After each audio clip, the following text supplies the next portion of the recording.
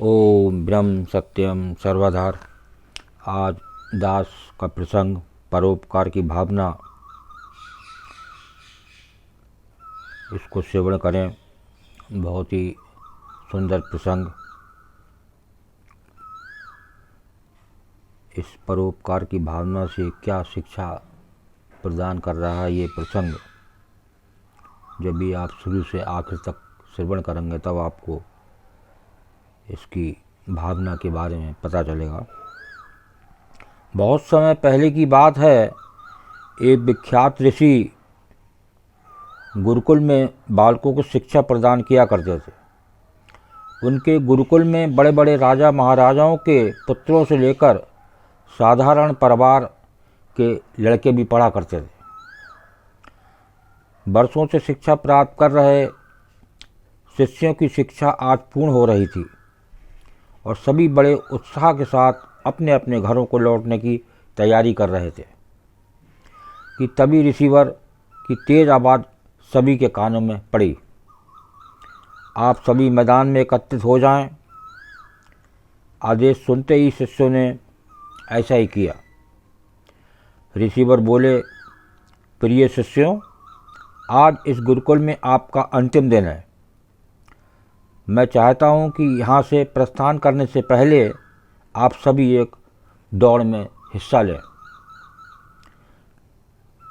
ये एक बाधा दौड़ होगी और इसमें आपको कहीं कूदना तो कहीं पानी में दौड़ना होगा और इसके आखिरी हिस्से में आपको एक अंधेरी सुरंग से भी गुजरना पड़ेगा। तो क्या आप सब तैयार हैं? हाँ, हम तैयार हैं, शिष्य एक स्वर में बोले। दौड़ शुरू हुई। सभी तेजी से भागने लगे। वे तमाम बाधाओं को पार करते हुए अंत में सुरंग के पास पहुँचे। वहाँ बहुत अंधेरा था और उसमें जगह जगह नुकीले पत्थर भी पड़े थे, जिनके चुभने पर असहनीय पीड़ा का अनुभव होता था। सभी असमंजस में पड़ गए। जहाँ अभी तक दौड़ में सभी एक समान बर्ताव कर रहे थे, वहीं अब सभी अलग अलग व्यवहार करने लगे। खैर, सभी ने जैसे तैसे दौड़ खत्म की और रिसीवर के समक्ष एकत्रित हुए। पुत्रों, मैं देख रहा हूँ कि कुछ लोगों ने दौड़ बहुत जल्दी पूरी कर ली और कुछ ने बहुत अधिक समय लिया। भला ऐसा क्यों? ये रिसीवर ने प्रश्न किया बच्चों से। ये सुनकर एक शिष्य बोला, गुरुजी, हम सभी लगभग साथ साथ ही दौड़ रहे थे, पर सुरंग में पहुंचते ही स्थिति बदल गई। कोई दूसरे को धक्का देकर आगे निकलने में लगा हुआ था तो कोई संभल संभल कर आगे बढ़ रहा था, और कुछ तो ऐसे भी थे जो पैरों में चुभ रहे पत्थरों को उठा उठाकर अपनी जेब में रख ले रहे थे, ताकि बाद में आने वाले लोगों की पीड़ा ना सहनी पड़े। इसलिए सब ने अलग अलग समय में दौड़ पूरी की। ठीक है, जिन लोगों ने पत्थर उठाए हैं वे आगे जाएं और मुझे वो पत्थर दिखाएं। रिसीवर ने ये आदेश दिया।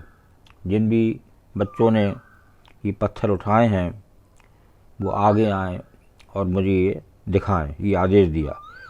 आदेश सुनते ही कुछ शिष्य सामने आए और पत्थर निकालने लगे, पर ये क्या, जिन्हें वे पत्थर समझ रहे थे दरअसल वे बहुमूल्य हीरे थे। सभी आश्चर्य में पड़ गए और रिसीवर की तरफ देखने लगे। मैं जानता हूँ आप लोग इन हीरो को देखकर आश्चर्य में पड़ गए हैं, रिसीवर बोले। दरअसल इन्हें मैंने ही उस सुरंग में डाला था और ये दूसरों के लिए विषय में सोचने वाले शिष्यों को मेरा इनाम है। पुत्रों, ये दौड़ जीवन की भागम भाग की दर्शाती है, जहाँ हर कोई कुछ न कुछ पाने के लिए भाग रहा है, पर अंत में वही सबसे समृद्ध होता है जो इस भागम भाग में भी दूसरों के बारे में सोचने और उनका भला करने से नहीं चूकता। अतः यहाँ से जाते जाते इस बात को गांठ बांध लीजिए कि आप अपने जीवन में सफलता की जो इमारत खड़ी करें उसमें परोपकार की ईंटें लगाना कभी ना भूलें। अंततः वही आपकी सबसे अनमोल जमा पूंजी होगी। देखिए, ये परोपकार की भावना, ये प्रसंग आप सबने श्रवण किया। ये भावना अति महत्वपूर्ण है जो कि इस प्रसंग के माध्यम से श्रवण की गई। तो ये परोपकार की भावना जीवन में अति आवश्यक, ये इस प्रसंग का निर्णय।